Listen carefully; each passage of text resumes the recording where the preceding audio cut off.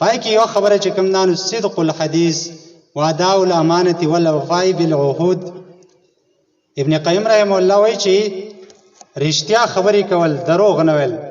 دغه شانتي د امانت ادا کول چې تعالی څوک امانت درکړي هغه په صحیح طریقه باندې هغه مالک ته بیرته حواله کړي، او کوم وعده چې چا سره کړي هغه وعده پوره کول دا هم په عبادت کې شامل دي.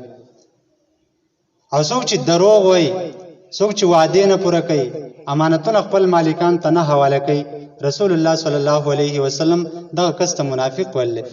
نبی علیہ السلام فرمایي چې آیت المنافق ثلاث، د منافق درې نښې دي. اذا حدث کذبا، کله چې خبرې کوي نو دروغ وایي. و اذا وعده اخلف، او کله چې وعده وکړي د هغې مخالفت کوي. د چا څه وعده یې کړي نو وعده د الله سم کېدی شي، الله چې کوم وعده مونږ کړله، او د بندګانو سره هم کېدی شي. د الله سره دا وعده کړی چې الله مونږ دا ټول انسانان د الله رب العالمین د وړو وړو میږیانو په شکل کې دا پیدا کړو. تپوس یې وکړو چې الستو بربکم، ایا زه ستاسو رب نه یم؟ موږ ټول ورته ویلي وو چې بلا ولې نه ته زموږ رب یې، موږ به ستا بندګي کوو، ستا ربوبیت به منو، ستا خالقیت او مالکیت به منو. دا موږ د الله سره وعده کړله.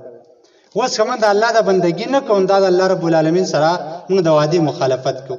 نو دا د منافقت دویمه نښه ده.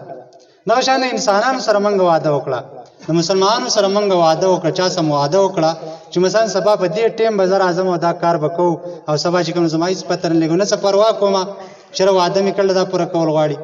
نبی علیہ السلام فرمایي چې د منافق علامت دا چې اذا وعده اخلفه، کله چې وعده وکړي د هغې مخالفت کوي. او دریم نبی علیہ الصلوۃ والسلام فرمایل چې اذا اؤتمن خان، کله چې ورسره څوک امانت کیدي نو پای کې خیانت کوي، امانت پوره نه ادا کوي. امانت ادا کول دا د خو مسلمان شان دی. ګوره نبی علیہ الصلوۃ والسلام امینو، کله چې نبی علیہ السلام ته نبوت نو ملاو شو نو دا په دې مکه کې د قریشو به دا امانتدار ګڼل، دا ډېر امانتدار انسان دی.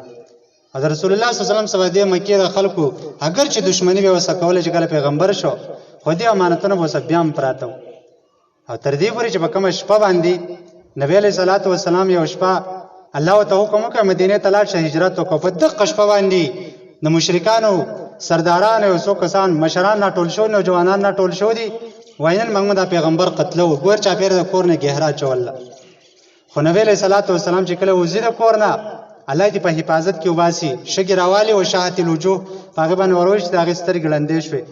خو علي رضی الله عنه دا وغوښته ویل علي زما پرې بستره باندې سمله، او دا چې زما د ګر چاپېره دا کوم دشمنان ناست دي زما قتل ته راټول شو دي، د دې امانتونه زما سره دي، او چې کله سهار شي نو دا امانتونه به دې خلکو ته حواله کړي، بیا مدینې ته ما پسې راځي. خبره هغه پیغمبر د خپل دشمن په مال کې هم خیانت نه کوي. په دې وجې نه دا مسلمان شان دی چې دا به د امانت خیال ساتي. نن سبا دا مونږ کې ډېرې زیاتې کمزورۍ دي. دروغ ویل، خصوصا په دې موبایل باندې. کله کله مونږ ته یو سړی څه وایي چې لکه چېرته یې نو زه که په هغه واړۍ کې مدام جره پسې آباد کې در روان یم، دا خبره مونږ ډېره معمولي ګڼو، دا دروغ دي. دې نه ځان ساتل پکار دي. رښتیا خبره کوه، صدق ینجي والکذب یهلک. رښتیا سړی له نجات ورکوي، خلاصۍ ورکوي، او دروغ چې کوم دین دا سړی هلاکوي، تباه کوي. د دې وجې نه مؤمن شان دا د عبادت نه دی چې دا یو خدا چې دا په کوم وعده یې وکړه د هغې پاسداري کوي، هغه وعده پوره کوي. او بله دا چې کوم امانت ورڅه کېښودی شي نو په هغې کې خیانت نه کوي. او درېیم دا چې دا دروغ نه وایي، دا رښتیا وایي. علامه ابن تیمیه رحمه الله دا په عبادت کې